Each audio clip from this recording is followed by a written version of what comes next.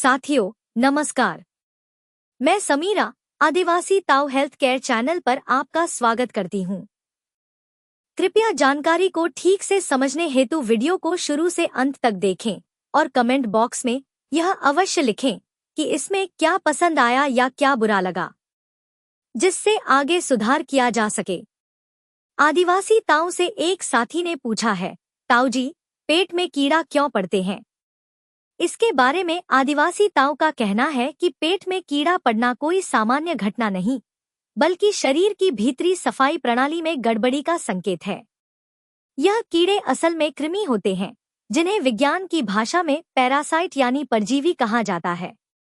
ये शरीर के भीतर जाकर खून, पोषण और ऊर्जा को चुपचाप चूसते रहते हैं और अक्सर पेट, आंतों या मलद्वार के आसपास पाए जाते हैं। कई बार तो ये इतने सूक्ष्म होते हैं कि दिखाई भी नहीं देते, लेकिन असर इतना गंभीर होता है कि बच्चों का विकास रुक जाता है, भूख खत्म हो जाती है और शरीर कमजोर होता चला जाता है। पेट में कीड़े पड़ने की सबसे आम वजह है अस्वच्छ खानपान, बिना हाथ धोए खाना खाना, खुले में बिकने वाली मिठाइयाँ और फल, या बिना उबाले हुए पानी का सेवन। बच्चों को मिट्टी खाने की आदत हो तो वह भी बड़ी वजह बनती है।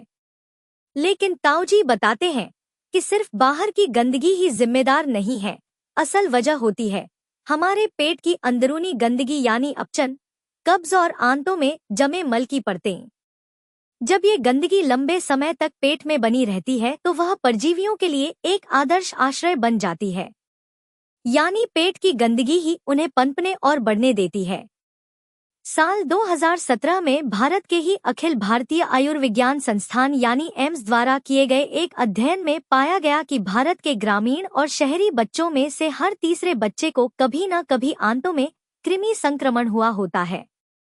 और जिन बच्चों को बार बार पेट दर्द, भूख न लगना, चिड़चिड़ापन या नींद में दांत किटकिटाने की समस्या होती है, उनमें पेट के कीड़े होना लगभग तय पाया गया। ताऊ जी कहते हैं कि केवल पेट में कीड़े मारने की दवा देकर इलाज अधूरा हो जाता है। असली इलाज तो तब होता है जब पेट की अंदरूनी सफाई हो, यानी आंतों की भी और रक्त की भी। ताऊ जी इसके लिए देसी तरीके से बनी भापक अर्क विधि से तैयार की गई देशी औषधियों के अर्क का सेवन करवाते हैं, जिनमें नागार मोथा, अरणी, विदंग, तुलसी जैसी बूटी प्रमुख हैं। ये न केवल कीड़ों को नष्ट करते हैं, बल्कि शरीर से गंदगी निकालकर दोबारा संक्रमण को रोकते हैं।